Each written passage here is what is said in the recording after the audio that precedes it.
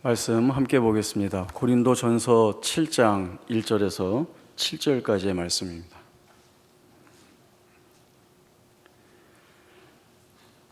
고린도전서 7장 1절에서 7절까지의 말씀 제가 읽겠습니다. 너희가 쓴 문제에 대하여 말하면 남자가 여자를 가까이 아니함이 좋으나 음행을 피하기 위하여 남자마다 자기 아내를 두고 여자마다 자기 남편을 두라.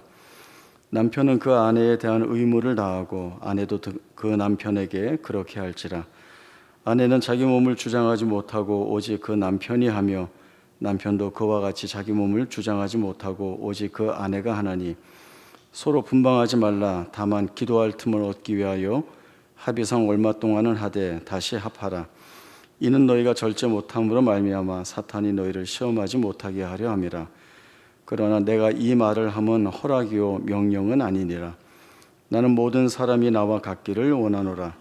그러나 각각 하나님께 받은 자기의 은사가 있으니 이 사람은 이러하고 저 사람은 저러하니라. 아멘. 고린도라고 하는 도시는 이미 이전에 설교에서 우상 숭배로 인하여서 많은 사람들이 음행과 또 탐욕을 행하는 그런 어두운 도시라고 설명을 드렸습니다. 고린도 하면 모든 사람들이 떠오르는 것이 바로 음란하고 쾌락을 즐기고 방탕하고 방종하다라고 하는 것입니다. 그래서 음란하고 욕심이 많은 사람을 보면 그 사람이 어느 도시의 출신인 것과 상관없이 너 고린도 사람 같다라고 하는 표현이 일방적인 표현이 될 정도로 고린도는 그런 도시였습니다. 이런 고린도 도시가 갖고 있는 특성, 또 이런 영향은 교회 밖에만 있는 것이 아니라 교회 안에도 이러한 일들이 들어오게 된 것입니다. 왜냐하면 복음을 듣고 내가 믿겠다 하여서 교회에 들어와 있지만 그러나 여전히 세상 쪽에 서서 방탕한 삶을 끊어내지 못하는 성도들이 있었기 때문에 그렇습니다. 그러다 보니 교회 안에는 이런저런 모양의 여러 가지 문제들이 일어나게 되었고 그 문제를 해결하기 위한 성도들 사이에서의 애씀이 분명히 있었습니다. 고린도 교회 성도들에게는 이런 성도들이 있었습니다. 교회 안에 일어난 문제를 어떻게 풀어야 하나라고 하는 그 질문을 바울에게 알리고 또 그 교회 문제에 대한 내용을 들은 바울은 이 문제는 이렇게 풀어야 한다라고 하는 내용들을 또 고린도 교회 성도들에게 전해주곤 했습니다. 이렇게 질문을 하고 그 질문에 대한 답을 우리가 살펴보면 결국 고린도 교회 안에 있었던 문제들이 어떤 문제였는가라고 하는 사실들을 충분히 유추해 볼 수 있습니다. 오늘 본문에 보면 그 소제목이 성경에 붙어 있기를 결혼에 대하여 이르다 이렇게 되어 있어서 결혼에 관한 말씀처럼 보이지만 그러나 사실은 음행에 관한 일을 이 바울이 풀어내기 위해서 말씀을 써서 보낸 내용입니다. 내용이 사실은 상당히 좀 얽혀 있습니다. 마치 실타래가 얽혀 있어서 어떻게 풀어야 되나 싶지만 그러나 또 보물찾기 하는 마음으로 하나하나 잘 풀어서 말씀이 어떤 말씀을 또 오늘 사는 우리에게 전해주시는지를 보도록 하겠습니다. 고린도 교회 성도들은 교회 안에 있는 음행에 관한 문제들을 질문을 했고 바울은 이 음행에 관한 해결책이 결혼이라는 답을 주었습니다. 그렇기 때문에 바울이 주는 말을 있는 그대로 읽다 보면 걸리는 것들이 많이 있습니다. 그래서 그 배경은 어떠한지 또 이렇게 얽힌 부분이 어느 부분인지를 저희가 좀 찾아 풀어야 합니다. 고린도 교회가 위치한 아가야 지방은 당시 헬라의 이원론적 철학 사상을 많이 영향받고 있었습니다. 이 철학 사상 안에 두 가지의 극단적인 주장이 있는데 첫 번째는 육체는 악하고 영혼은 순수하기 때문에 이 영혼이 순수한 자리에 들어간 이후에는 육체는 아무렇게나 써도 상관이 없다라고 하는 주장입니다. 그렇기 때문에 내 영혼이 순수해졌다, 그러한 반열에 올랐다라고 하는 생각이 들면 그 이후에 육신은 아무렇게나 해도 되기 때문에 쾌락을 추구합니다. 그래서 음란하고 방탕하게 사는 것을 아무렇지도 않게 생각하게 되는 것입니다.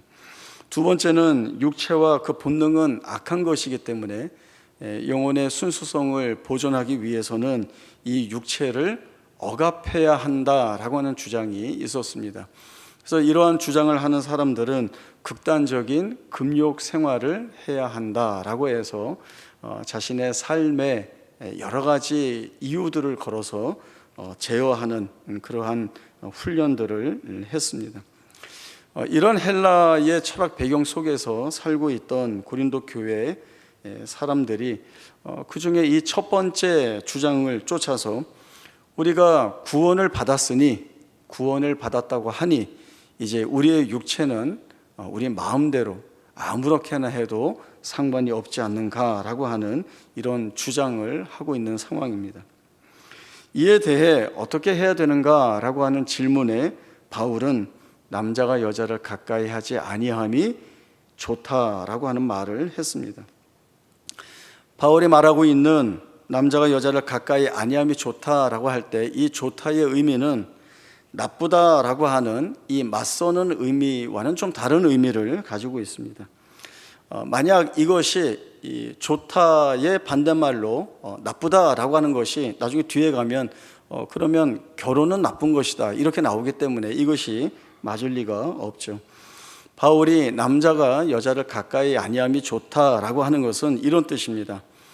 남자가 여자를 가까이 하지 않고 자신의 정욕을 자기 정욕에 사로잡혀 신앙생활이나 자신의 삶이 엉망으로 되는 것이 아니라 충분히 자신의 정욕을 다스릴 수 있고 그래서 신앙생활과 삶을 올바르게 살아낼 수 있는 경우라고 한다면 결혼하지 않고 사는 것이 유익하다라고 하는 의미가 바로 이 바울이 한 이야기입니다.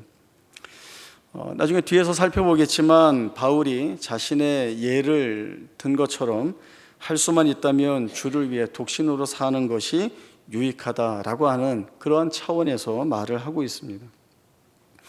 우리는 살아가다 보면 많은 부분에 많은 관심을 기울이고 또 그 일을 해내기 위해서 힘을 쏟고 애써야 합니다.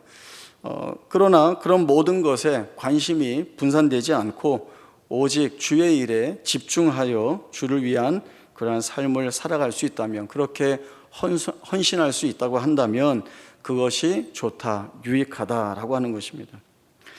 그러나 이 바울의 말에 걸리는 것이 있습니다. 하나님은 창세기 2장에서 사람이 혼자 사는 것이 좋지 않다라고 하는 말씀을 주셨습니다. 그래서 아담에게 돕는 배필인 하와를 주셨고 이 두 사람이 한 몸을 이루게 하셨습니다. 그러나 죄로 인하여서 하나님이 제정하신 거룩한 결혼 제도가 망가졌고 또 그 여파로 지금 우리가 겪고 있는 것처럼 결혼이라고 하는 것이 하나님이 처음에 세워주신 것과는 좀 다른, 그래서 그 안에 고통과 괴로움이 있는 것으로 변질이 되었습니다. 그러나 여전히 하나님은 지금도 자신이 세우신 거룩한 결혼 제도를 통하여 부부가 한 몸으로서 새롭게 완성이 되어가고 또 주 안에서 세워지는 거룩하고 아름다운 가정이 세워지도록 은혜를 주고 계십니다. 그렇기 때문에 결혼이라고 하는 것에 빗대어서 결혼한 친구에게 너 이제 지옥문이 열렸다라든지 아니면 이제 행복 끝, 불행 시작이다, 이런 것은 세상에 가지고 있는 하나님이 세우신 것에 대한 폄하를 넘어서서 폄훼하고 있는 것입니다. 여기에서 또 하나의 질문이 이어질 수 있습니다. 육신의 정욕을 절제하지 못하면 결혼하라고 하는데, 그러면 육신의 정욕을 절제하지 못해 하는 것이 결혼의 목적이라는 것인가? 라고 하는 질문이 나올 수 있습니다. 그런데 지금 고린도 교회 상황에 비추어 보면 이 질문은 그 상황과는 좀 맞지 않는 질문입니다. 이 질문을 바꿔야 합니다. 결혼의 목적이 무엇인가가 아니라 어떤 사람에게 결혼이 필요한가라고 하는 질문입니다. 이 질문은 근본적으로 상당히 다릅니다. 결혼이라고 하는 것은 앞에서도 말씀드렸듯이 하나님께서 사람이 혼자 사는 것이 좋지 않다 하시면서 돕는 배필을 주셨습니다. 돕는 배필이라고 하는 것은 동등한 지위에서 같은 책임을 지고 그리고 하나님의 뜻 안에서 서로를 완성시켜 나가는 거룩한 의무가 있다는 것입니다. 그러나 지금 고린도 교회의 상황에 비추어서 성도들이 음행에 관한 문제들을 문제 삼고 있는 이 상황에서 자신의 정욕을 절제하지 못하고 제어하지 못하니 그렇다면 차라리 결혼해라, 이런 식의 답을 주는 것이 아니라 결혼함으로 인하여서 자신의 정욕을 절제하지 못하는 사람들이 결혼함으로 인하여서 하나님이 정하신 거룩한 뜻을 쫓아 주의 일을 하는 것이 옳다, 좋다라고 하는 그 방향으로서의 권면을 이 바울이 하고 있는 것입니다. 바울은 이어서 자신의 예를 들어 독신에 관한 말씀을 주고 있습니다. 바울은 나는 모든 사람이 나와 같기를 원한다. 모든 사람이 나처럼 독신으로서 주의 일에 힘쓰고 헌신하기를 원한다 라고 하는 말을 하지만 그러나 거기에 단서를 붙이고 있습니다. 그러나 각각 하나님께 받은 자기의 은사가 있으니 이 사람은 이러하고 저 사람은 저러하니다 라고 하는 것입니다. 바울이 처음 이야기한 남자가 여자를 가까이 하지 않고 자신의 정욕을 절제할 줄 알아 이 일로 신앙생활이나 자신의 삶이 올바를 수 있다면, 시험을 받지 않는다고 한다면 결혼하지 않고 사는 것이 유익하다라고 하는 말이 바로 지금 바울이 하고 있는 이야기입니다. 이렇게 하는 것이 좋다, 유익하다. 그러나 바울은 이것을 은사라고 이야기하고 있습니다. 은사는 자기가 결정하거나 자기가 만들어내는 것이 아니라 하나님이 주시는 것입니다. 하나님이 주실 때 그 은사를 받을 수 있고 하나님이 주셔야 그 은사를 쫓아 살 수가 있습니다. 그러니까 하나님의 바울에게 이 독신의 은사를 주신 것처럼 하나님이 주신 은혜 가운데 머물며 주를 위해 평생 헌신케 하는 사람이 있다는 것입니다. 이것은 그야말로 하나님이 은사를 주신 사람들, 또 하나님이 이 은사를 맡겨주신 사람들에게만 허락된 것이다 라고 하는 겁니다. 그러면 바울처럼 이렇게 결혼하지 않고 독신으로 있는 것이 유익하다. 또 결혼을 하면 그러나 그 바울의 예를 우리가 이어서 생각하면 그럼 이것은 좀 덜한 것인가 라고 하는 생각을 하겠지만, 바울이 이야기하듯이 이 사람은 이러하고 저 사람은 저러하다라고 하는 것, 하나님이 주신 각자에게 맡겨주신 것을 행하는 것이 가장 옳다는 것입니다. 그래서 독신으로 사는 사람이든 아니면 결혼을 해서 사는 사람이든 주의 일을 하고 그리고 주의 몸된 교회를 위하여 헌신하고 순종하며 사는 것, 바로 그렇게 사는 것이 하나님 앞에 부름받은 성도의 삶의 자세라는 겁니다. 그렇다면 결국 말씀은 이것입니다. 너희가 어디에 있든지 그 하나님이 세우신 자리에서 주의 영광을 위하여 살라라고 하는 것입니다. 마태복음 18장 1절에서 7절까지의 말씀, 그리고 10절에서 14절까지의 말씀을 찾아보겠습니다.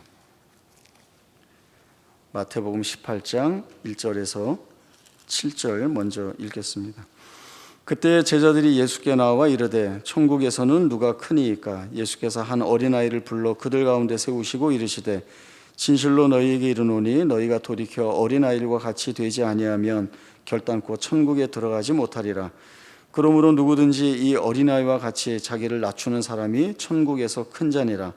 또 누구든지 내 이름으로 이런 어린아이 하나를 영접하면 곧 나를 영접함이니 누구든지 나를 믿는 이 작은 자 중 하나를 실족하게 되면 차라리 연자맷돌이 그 목에 달려서 깊은 바다에 빠뜨려지는 것이 나으니라. 실족하게 하는 일들이 있음으로 말미암아 세상에 화가 있도다. 실족하게 하는 일이 없을 수는 없으나 실족하게 하는 그 사람에게는 화가 있도다. 10절입니다. 삼가 이 작은 자 중에 하나도 없인 여기지 말라. 너희에게 말하노니 그들의 천사들이 하늘에서 하늘에 계신 내 아버지의 얼굴을 항상 배웁느니라. 너희 생각에는 어떠하냐? 만일 어떤 사람이 양 100마리가 있는데 그 중에 하나가 길을 잃었으면 그 99마리를 산에 두고 가서 길 잃은 양을 찾지 않겠느냐? 진실로 너희에게 이르노니 만일 찾으면 길을 잃지 아니한 99마리보다 이것을 더 기뻐하리라. 이와 같이 이 작은 자 중에 하나라도 잃는 것은 하늘에 계신 너희 아버지의 뜻이 아니니라. 우리는 무엇이 유익하다, 무엇은 덜 유익하다, 또 때로는 이것은 좋다, 저것은 나쁘다, 이것은 맞다, 저것은 틀렸다라고 하는 그런 기준이나 또 그런 것에 대한 판별에 관한 그런 마음들이 우리는 많이 있습니다. 그래서 주의 일을 잘 하려면 무엇을 해야 되느냐라고 할 때 바로 이 제자들이 그런 생각 가운데에서 주님께 물어본 이 질문에 저희가 좀 집중해 봅니다. 제자들은 예수님께 천국에서는 누가 큽니까? 라고 하는 질문을 던졌습니다. 그러나 이 질문은 아무 생각 없이 던진 것이 아니라 자기들이 놓지 못하고 있는, 붙들고 있는 이것이 과연 크다라고 할 수 있는 것을 가지고서 질문을 한 겁니다. 제자들이 가지고 있는 생각이라고 하는 것은 자기들이 세상에 살면서 힘이라고 생각하는 것들이었습니다. 그리고 아무래도 그런 것들이 더 있어야 크게 쓰임받고 큰 자라고 할 수 있지 않겠는가라고 하는 것입니다. 그것은 다 능력이고 실력이고 힘이고 권위라고 할 수 있는 것들입니다. 그러나 이렇게 묻고 있는 제자들에게 예수님은 의외의 말씀을 주십니다. 어린아이 하나를 세워두시고 이 어린아이와 같이 되지 않으면 결단코 천국에 들어갈 수 없다, 천국에 들어갈 수 있다 없다부터 나누시고, 그리고 이 어린아이와 같이 자기를 낮추는 사람이 천국에서는 큰 자다라고 하는 말씀을 주고 있습니다. 어린아이는 힘이 없습니다, 어른에 비해서. 그리고 어른이 할 수 있는 일을 못하는 것이 너무나도 많습니다. 그러나 천국이라고 하는 것은 자기가 붙들고 있는, 자기가 할 수 있는 실력과 힘과 능력으로서 크고 낮음, 크고 적음을 따지는 것이 아니라 어린아이처럼 자기가 할 수 없어서 스스로 낮추어지는 자가 바로 천국에서는 가장 큰 자다라고 하는 말씀을 주시고 있습니다. 그리고 이 어린 아이에게 어떤 말씀을 이어가시는가 하면, 내 이름으로 이 어린아이 하나를 영접하면 곧 나를 영접하는 것이다 말씀하시고, 나를 믿는 이 작은 자 어린아이를 실족하게 하면 차라리 연자맷돌이 그 목에 매달려 깊은 바다에 빠져 죽는 것이 훨씬 낫다라고 하는 대단히 두려운 말씀을 주시고 있습니다. 예수님이 하고 계시는 이 말씀의 의미들을 우리가 확대해 본다면, 예수님을 영접한다라고 하는 것은 예수님뿐만 아니라 예수님을 믿은 작은 자에게 하는 모든 것이 다 예수님께 하는 것이다 라고 하는 말씀입니다. 결국 우리가 어디에 있든지 하나님이 세워주신 자리에서, 하나님이 맡겨주신 그 직분의 자리에서 만나게 하는 모든 사람들, 그 사람이 높은 사람이건 낮은 사람이건, 많이 가진 자이건 적게 가진 자이건, 유용한 사람이건 별로 쓸모없는 사람이건, 그것과 상관없이 예수님을 영접하는 마음으로 그들을 섬기고 영접해야 곧 예수님을 영접하는 것이고, 그 사람이 천국에서 큰 자라고 지칭을 받고 주의 일에 유익된 자다라고 하는 칭찬을 얻는다는 것입니다. 이것이 바로 주님이 우리에게 명령하시고 요구하시는 것이 무엇인지를 알아 따르는 것입니다. 오늘 본문이 있는 고린도전서 같은 7장 12절 중반절부터 14절까지의 말씀을 보겠습니다. 고린도전서 7장 12절에서 중간쯤부터 제가 읽겠습니다. 만일 어떤 형제에게 믿지 아니하는 아내가 있어 남편과 함께 살기를 좋아하거든 그를 버리지 말며, 어떤 여자에게 믿지 아니하는 남편이 있어 아내와 함께 살기를 좋아하거든 그 남편을 버리지 말라. 믿지 아니하는 남편이 아내로 말미암아 거룩하게 되고 믿지 아니하는 아내가 남편으로 말미암아 거룩하게 되나니, 그렇지 아니하면 너희 자녀도 깨끗이 못하니라. 그러나 이제 거룩하니라. 바울은 남편이나 아내가 둘 중에 한 사람이 믿지 않지만, 그러나 그 배우자가 자기 배우자와 좋아하고 또 함께 살기를 원한다고 한다면 함께 살아야 한다, 이렇게 이야기합니다. 그러면서 하는 말이 믿지 아니하는 남편이 아내로 말미암아 거룩하게 되고 믿지 아니하는 아내가 남편으로 말미암아 거룩하게 된다라고 하는 이 말을 하고 있습니다. 이 말은 어느 한쪽이 믿으면 가만히 놔둬도 저절로 믿게 돼 있어, 이렇게 이야기하는 것이 아닙니다. 여기에서 가장 중요하게 보아야 할 것은 바로 이 사람이 하나님께 내게 맡기신 사람이고, 예수님을 영접하는 마음으로 이 사람에게 잘해서 거룩한 자리에 함께 세우는 것이 주께서 내게 맡기신 소명이자 사역이다라고 하는 것입니다.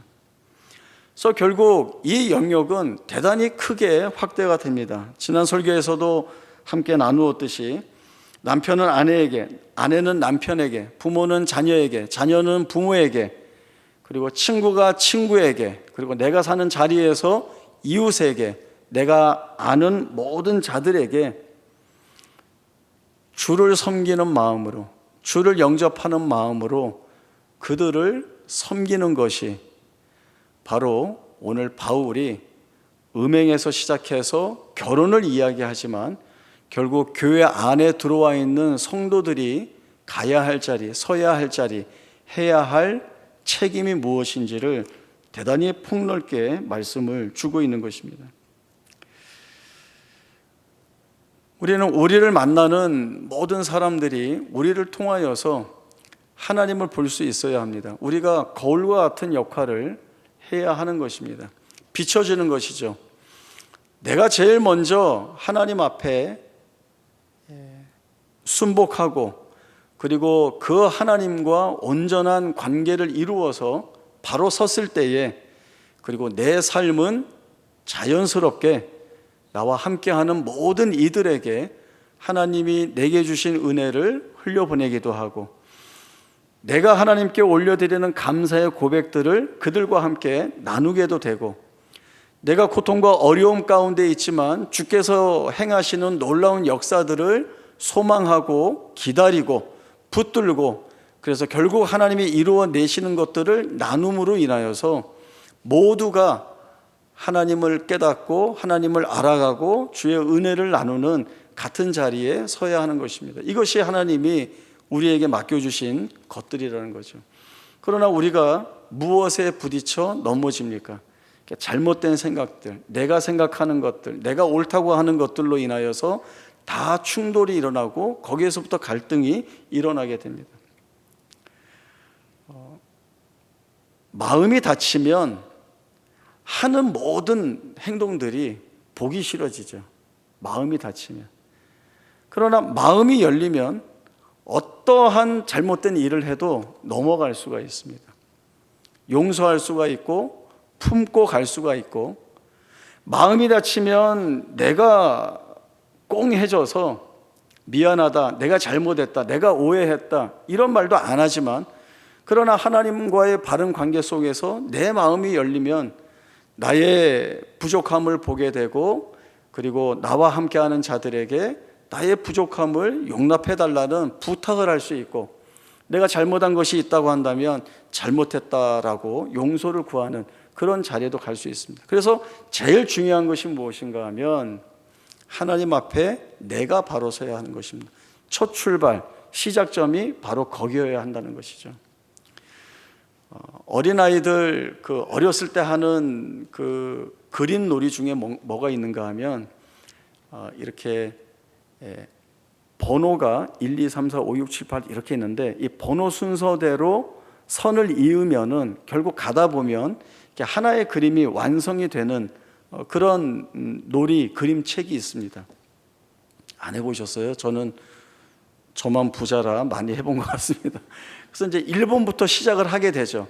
1, 2, 3, 4, 당연히 5, 6, 7, 8, 9, 10 쭉 나가야, 이렇게 순서대로 나가야 완성된 제일 좋은 그림이 나오게 됩니다. 그런데 이게 이제 뭐 삐뚤어지거나 자기 마음대로 하고 싶어서 번호 순서대로 안 하는 거죠. 나는 2, 4, 6, 8로 할래. 그래서 이제 2, 4, 6, 8, 10, 12, 14, 16 이렇게 가고, 또 하다가 이제 좀 지겨우면 이번에 홀수로 가보자 해서 뭐 1, 3, 5, 7, 9 뭐 이런 식으로 나가면 그림이 나올 수가 없습니다. 모릅니다. 어쩌다가 고흐 같은 그림이 나올 수는 있을지 모르겠어요. 그런데 가망이 없죠. 불가능한 일이죠. 시작을 바로 잘 해야 됩니다. 제가 요즘 여기에 꽂혔어요. 그래서 제가 새신자 구역부에 가서도, 또 오늘 소망에 가서도, 또 어디에 가서도 지금 계속 이 말씀을 전하고 있습니다. 내가 하나님 앞에 바로 서야 내가 신자의 바른 삶을 살아낼 수 있고, 그리고 내가 함께하는 자들에게 이 모습을 보여주고 이 마음을 함께 나눌 때에 그들에게도 이 거룩한 자리에 동참하게 할 수 있는 원동력이 거기에서 시작이 된다라고 하는 겁니다. 내가 못하는데 다른 사람에게 잘하라고 할 수 없습니다. 제가 이 얘기 드렸나요? 우리 큰애한테 너는 엄마 아빠가 사는 거 보면 어떤 생각이 들어? 그랬더니 제가 원하는 건 엄마 아빠가 잘 사니까 나도 그렇게 좀 살아보고 싶어, 이렇게 답을 할 줄 알았더니 엄마 아빠 사는 게 어때 보여? 그랬더니 고맙지, 이렇게 얘기를 하더라고요. 그냥 싸우지 않고 살아서 자식으로서 고마울 뿐이라는 거죠. 뭐 고맙지 뭐 이러더라고요. 뭐 퉁명스럽게 얘기합니다. 그래서 얘는 아직 더 커야 되는구나, 그렇게 결론을 내렸습니다. 그러나 이렇게 보여주는 게 굉장히 중요합니다. 보여주고 이야기하고, 씨앗을 던져놓듯이 계속 던져놓고 이야기하면 보게 되고, 본 것들이 또 이렇게 잘 자라나서 귀한 결실들을 맺는 자리에 이르게도 됩니다. 바울은 이 고린도 교회에 보내는 편지의 내용이 다 그렇습니다. 어느 문제를 듣고 거기에서 문제를 푸는 것으로 시작하지만 결국엔 너희 이게 틀렸으니 이렇게 바로 잘 해야 된다가 아니라, 너희는 그렇게 해서는 안 되는 사람들이야. 너희는 주의 교회 안에 있는 사람들이고 하나님의 사랑에서 거룩하게 세운 자녀들이야. 너희는 그렇게 하면 안 되고 이렇게 하는 것이 너희의 본질적인 모습이야. 그러니 이리로 돌아와 라고 하는 이야기를 하고 있는 겁니다. 오늘 이 말씀이 똑같이 그 얘기를 하고 있습니다. 오늘도 우리는 이 말씀을 보면서 내가 하나님 앞에 어떻게 서야 하는가도 돌아봐야 하고, 또 이러한 모습들을 통해서 나와 함께하는, 차츰차츰 그 영역이 넓어지겠죠. 가족부터 시작해서 또 교회가 되고 사회가 되고 전체적으로 넓어집니다. 세상은 축소되어 자기 중심적으로 안으로 들어옵니다. 나라 필요 없어, 사회 공동체 필요 없어, 누구 필요 없어, 내가 제일 중요해 라고 하지만 교회는 그렇지 않습니다. 교회는 하나님이 우리에게 특별한 책임을 맡겨주시고 세상 밖으로 우리를 보내시는 겁니다. 그것이 전도이고 선교입니다. 우리가 얼마나 귀한 책임 맡고 있는지 모릅니다. 이 싸움을 열심히 해 나가셔서 나도 하나님 앞에 온전히 바로 서는 모습을 보이고, 또 나로 인하여 나와 함께하는 자들이 같은 마음을 품고 주 앞에 서는 귀한 은혜가 있는 우리의 복된 삶이 되기를 바랍니다. 기도하겠습니다. 하나님 아버지, 은혜를 감사합니다. 사실 우리가 살아가는 우리의 현실 속에 수없이 많은 문제들이 있지만, 또 그 문제들로 인하여서 때로 우리 절망하고 넘어지고 또 때로는 분노하기도 하지만, 그러나 주께서 우리에게 목적하시는 것은 하나님 앞에 부름받은 사람으로서 하나님이 세우신 자리에서 주신 그 책임을 잘 감당하여 내가 먼저 주께 영광 돌리는 복된 존재가 되고 나로 인하여 나와 함께하는 자들이 나와 같이 하나님 앞에 영광된 존재가 되도록 해야 하는 것입니다.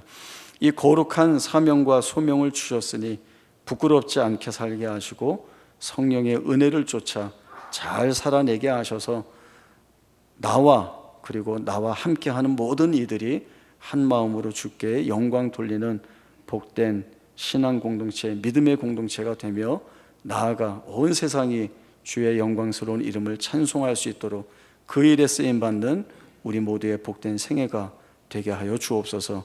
거룩하신 예수님의 이름으로 기도하옵나이다. 아멘.